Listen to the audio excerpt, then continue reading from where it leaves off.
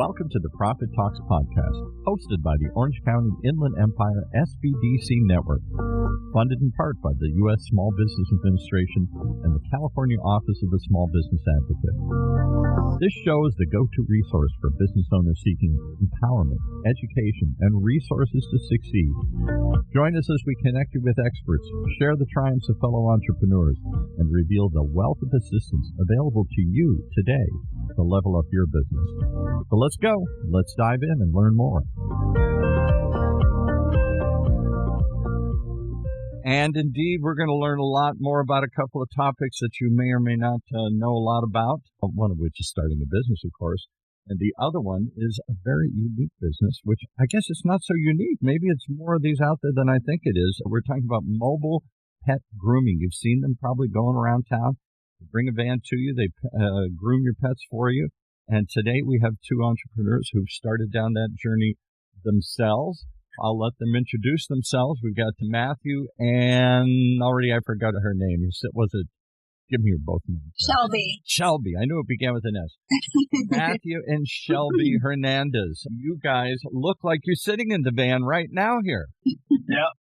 Yeah, we are. We're in the middle of a work day right now. So we took a little break, grabbed some lunch, and yeah, we're making it work. So we wanted to be a part of today. So I'm glad you could join us. Tell us about, before you tell us what you do, tell us how you got into this.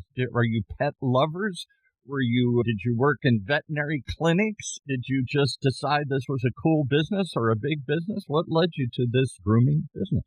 So I've always grown up with lots of animals and dogs and horses and done 4-H. So I've always had a passion for animals, but I actually became a hairdresser right out of high school for about 3 years, and I just didn't love it. People are just very difficult to deal with. People, yeah, exactly. My mom actually recently switched careers to become a groomer, so I went and worked with her for a little while and fell in love with it.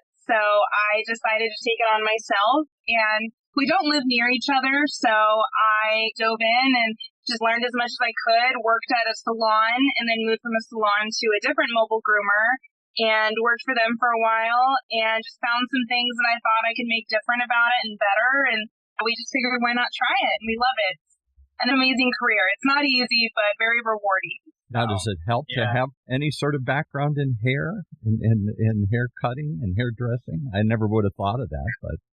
Yeah, it's actually a funny transition, like going from using certain tools to the grooming tools, everything is backwards and opposite. So it's almost retraining myself to learn things, but I did have a lot of muscle memory with cutting, and I loved cutting. Cutting was my favorite part of hairdressing, but there's not a lot of money behind haircuts. So moving to dogs, I really get to let that passion of mine shine and do fun different haircuts. It's never the same. You don't do the same thing twice with the same dog. So it's always fun. It's always different. And yeah, so it's been a fun transition.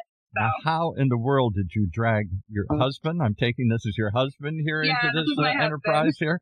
He was like, honey, I don't know if I want to be a dog groomer here. What did you do before, Matthew? Yes, I'm actually active duty in the Marine Corps, and I remember I left on my last deployment. She was a hairdresser, and it was funny because the only way we could contact one another was through the payphone, and it was every minute, just $1 or something like that. Right. And we're just talking. So, I don't think I want to do hair anymore. I'm like, and this is on the payphone. There's like a line of Marines behind me waiting for the phone. I'm like, huh? Like, what? And you changed careers? I didn't want to do dog grooming. And so I was like, okay, I had her back. I'll support you. I did the money she was making doing the hair. I was like, okay, I got you 100%. And she ended up doing her job at Petco, got some experience there. Went to BarkBuzz, which is another mobile grooming business, and got another foot in there. And then one day she's like, I want to go solo. I want to do it myself. I'm like, you're crazy. Yeah. Like we're 23 years old. We don't have any experience in business. We don't know what to do. And I could tell it was something she really wanted to do. So I was like, okay, we'll do a little bit of research. And then I think really early on, we ended up on the SBDC website, reached out to them, and then we got in contact with our first consultant. And just ended up just going from there. Progress was being made. And then all of a sudden we had a van parked in front of our driveway. Okay, here we go. And this is all relatively quickly. You just started this, in April of this year? We're taping this in September of 2023. You've only been doing this for 6 months or so? Yeah. Yeah. It's not been very long. It happened just as an idea, and we're like, okay, we'll see this. We'll just see if this can happen, and if we can get approved for this and that. And yeah, it's just all in our laps, and I don't know, it just feels like it's fate, and it's been amazing, and we just have so much fun doing it, and it's been awesome. It's crazy to think back. So a year ago, started with an idea with the SBDC with Annalena, and here we are almost exactly a year later, and we have our clientele. We're in the middle of a grooming session right now. Yeah. It's been awesome. Now, are you still active duty? Are you still involved in whatever you're in, the Marines or something, or whatever you? Yeah, so I'm still active duty. I'm still serving in the Marine Corps right now. I have a couple more years left. So she's the girl boss. She's the business owner. I'm, as Annalena likes to put it, the supportive husband. I'm just doing the behind the scenes stuff while I can. I actually have some time off right now. I'm actually on leave, so I'm doing a little ride along with her. There you go. Getting a first-hand experience of what she's actually doing.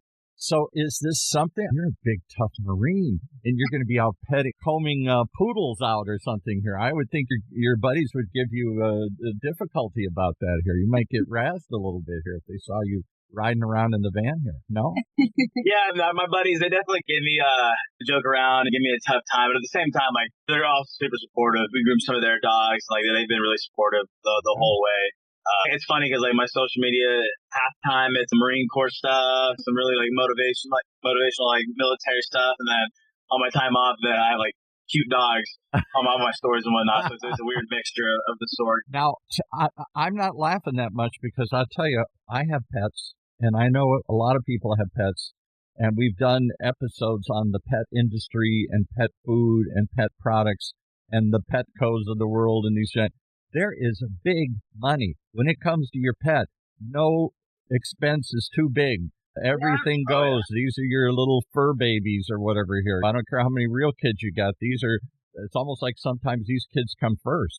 I remember my mother, we used to have all these pets, and she used to have pictures of them on the wall. And finally, when I was in college, she put my picture on the wall. I thought, wow, I finally made it up there with the dogs and the cats and everything else we had here. Talk about that. We spend a lot of money taking care of our pets. Oh, yeah. Absolutely. Oh, yeah. And especially when you incorporate them into your family, they become part of the family. They're that family dog, that family member. You know, there really is no pricing for what your dog needs. When they need it, they need it. Yeah.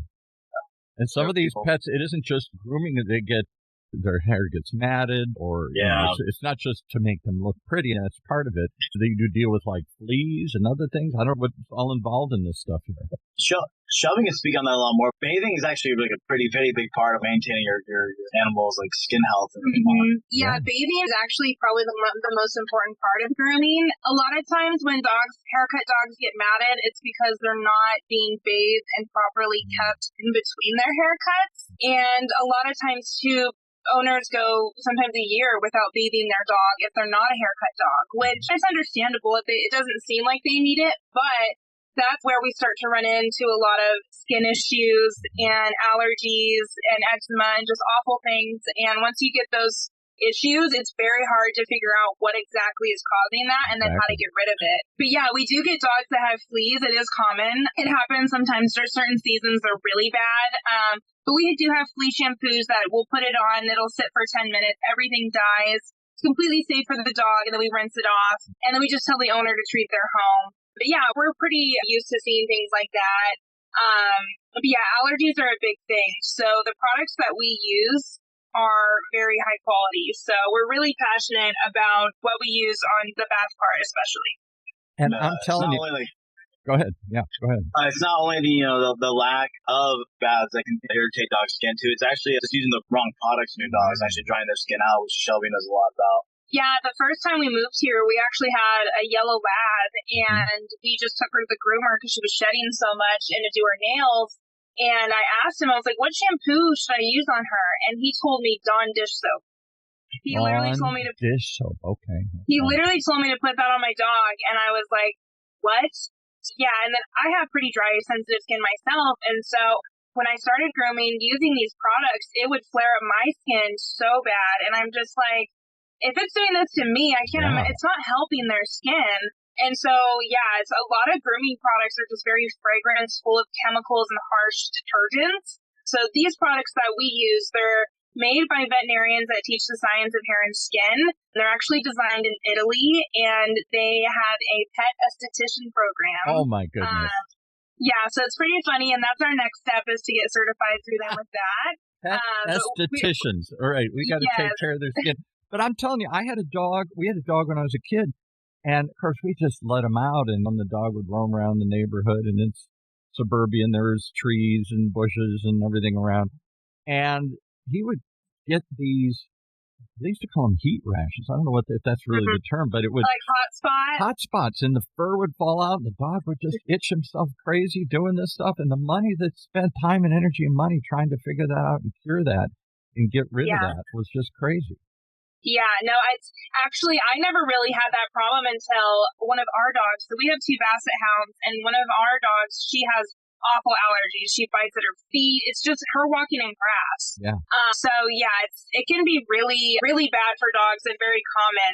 Because we use pesticides on our grass and in the plants and all sorts of stuff that they're rubbing up against. It's not just regular. Yeah, it's all kinds of things. And so I had actually taken a 6-hour class from this veterinarian just about the hair and skin, and he was telling us that veterinarians actually only get 30 minutes during vet school about skin. Wow. And he said that they do the same 3 treatments, and they'll give them some sort of antibiotic and then chlorhexidine shampoo, which does nothing to help. And so you're spending all this money at the vet, and it's not fixing the issue because they don't know how to treat it. Yeah. And obviously, we're not veterinarians, so we can't. We can't dive into their blood work and figure out if there's something else. Yes, we can't diagnose, but what we try and do is treat it on a topical level. Things that we can do is we use very strong moisture masks and like very strong conditioners that just put so much moisture back into the skin. One of the main issues with bathing and grooming, even when they're professionally groomed, so many groomers do not use conditioner. And that is like not putting lotion on our bodies for 2 weeks. It's so dry and miserable. It makes sense why they have allergies. But they're a dog. They're not supposed to need lotion or anything. They just run around and everything. But I'll tell you, if you've had dogs, particularly if you live in anywhere where they run around a lot outside and stuff here, the things that they can get, not just fleas and ticks and stuff like that, but these heat rashes and other sorts of things and matted skin. And then, of course, we're bringing these dogs into our house. And in many cases, dare I say, they're sleeping on our beds. They're doing all this other stuff, rolling around the floor. What are we doing? We're transferring all that stuff in the house here. Yeah. Absolutely.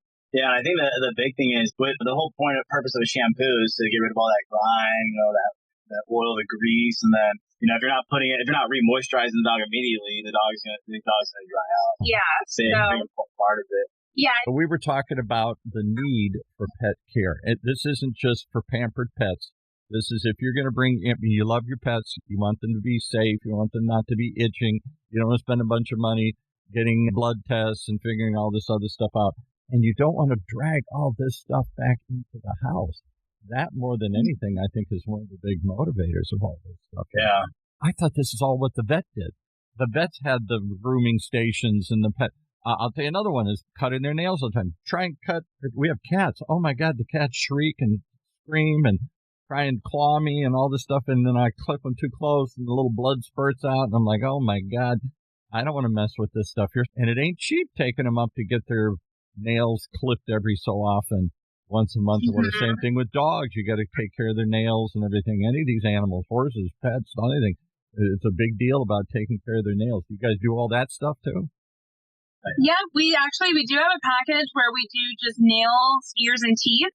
So it's very convenient. I'm actually surprised that we don't get more bookings of just nails because it's $50 and we'll come to you and do that. And if I'm being honest, there's most of the time I can get the nails done unless the dog is at a very stressed state where it's not safe. But most of the time I'm able to get it done. So yeah, we do offer that. We do not do cats. That's the only thing we don't do. I'm just not properly trained personally in doing cats. I've never worked with them before, but possibly in the future if we want to go down that road. Because everybody doesn't want your cat scratched and everything. So unless you've had them declawed, which is horrible and nobody wants to do that, then you're clipping them all the time and they're very hard to get.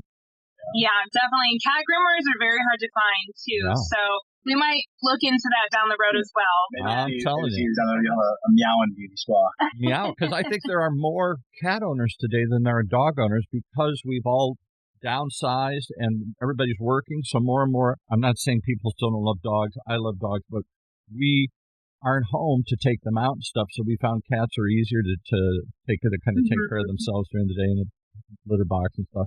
And I've read that more and more people, I think there are actually more cat owners today than there are dog owners, probably for that reason, because they take care of themselves. Dogs, you got to walk them, you got to take them out periodically. And if somebody isn't home, that can be a problem. So definitely. We get a lot of calls for it, so it would be a good thing for us to check out. Okay, there you go. From me to you. That's my advice. All right. You had to get a van, though, and everything, rather than an office? I guess this is the new world. It's like chefs that have chef vans, and they bring the food to you. They don't have Did you ever think about doing an actual retail space, or did somebody talk you out of that and say, no, it's much better, faster, easier to do a van? So I have worked in a salon setting. I've worked at PetSmart for about 2.5 years, and a salon setting is not ideal. It is very stressful. There is usually within a day at least 20 to 30 dogs coming through the salon. That's true. It's a lot of personalities, a lot of different energies. And it's a lot to have 5 groomers with 5 tables and 5 different dogs. Right. And sometimes personalities don't mesh and things like that. And then with that as well, in a salon, you do have dogs in kennels for a long periods of time.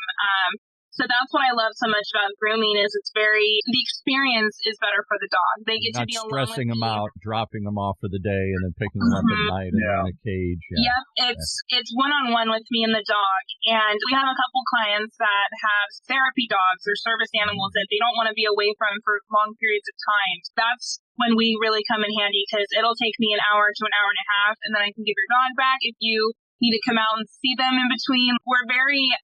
That part is very important to us is the experience for the dog and being convenient for the pet parent. Yeah, just because it's not a healthy environment to have that many dogs in one setting. It's just, we want the experience to be enjoyable because dogs have to be groomed their entire life. So we want them to love it. We want them to enjoy it. We don't want them to be stressed out and scared. Oh, no, most of the times when we try and wash our dog, the dog would freak out because he knew what was coming. He didn't like it. And then you add that on top of someone they don't know. Yeah, someone they don't know. Dogs barking in the background, kennels.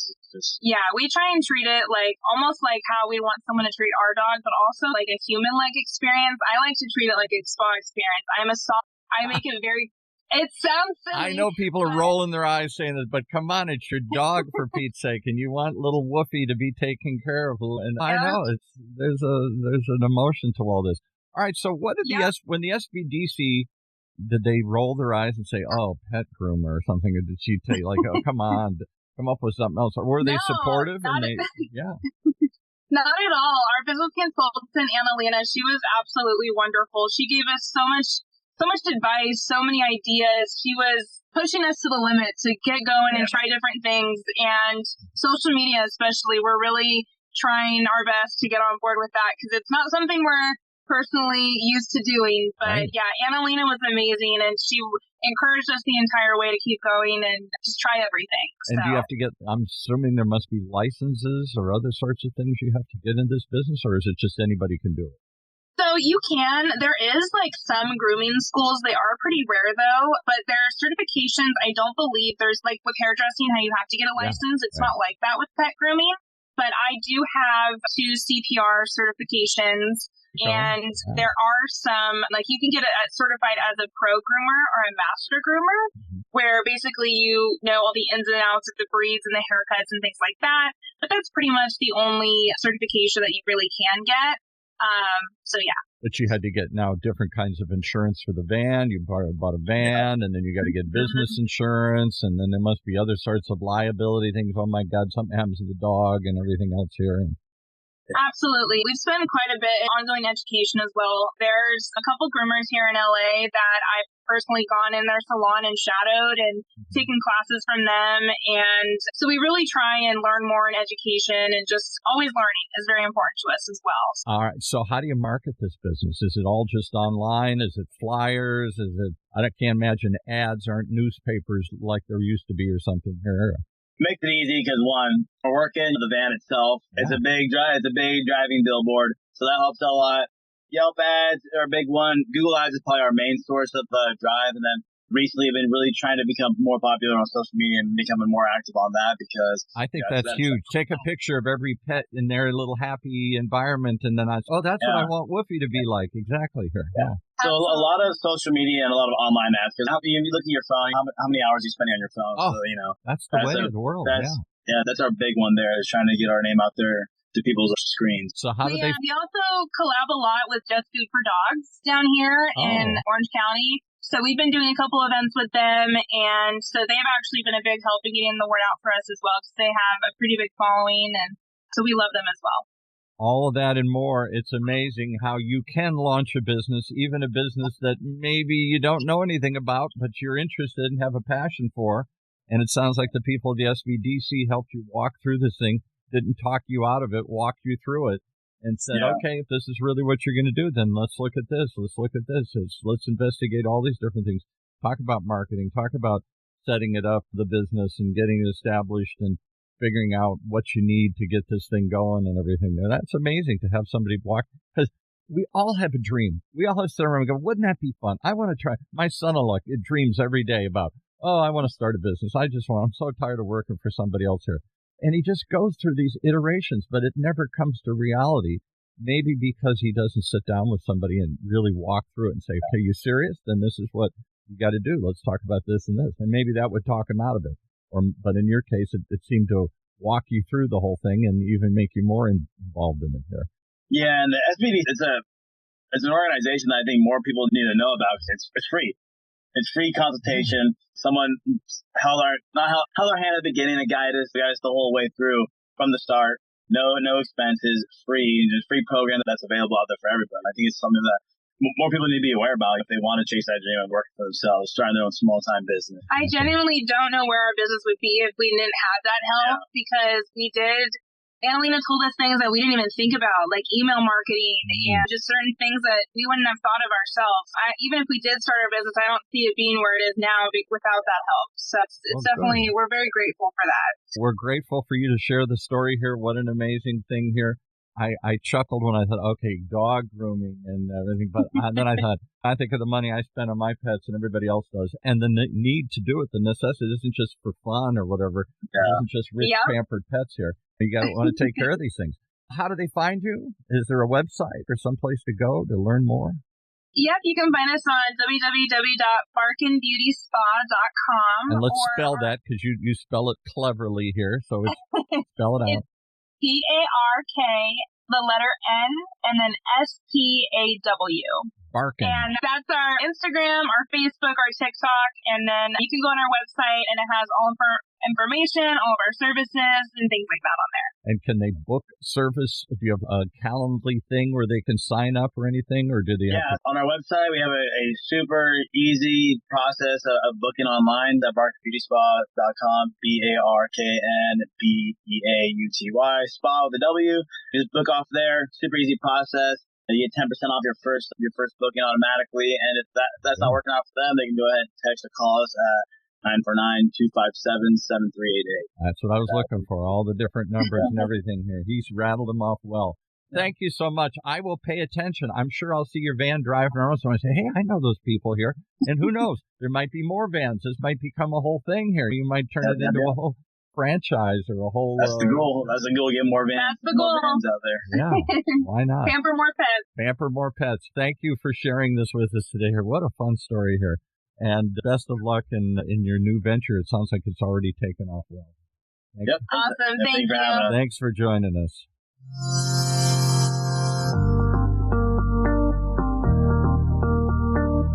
As we conclude another episode of the Profit Talks podcast, we hope we've empowered your entrepreneurial spirit. Reach out to us to connect with our experts, and let's take your business to the next level. Keep those dreams alive, keep pushing forward, and stay tuned for more. And if you like what you heard in today's podcast and you want your business to reach new heights, just contact us at profittalkspodcast.org or call us at 1-800-616-7232. That's 1-800-616-7232. So until next time, keep thriving.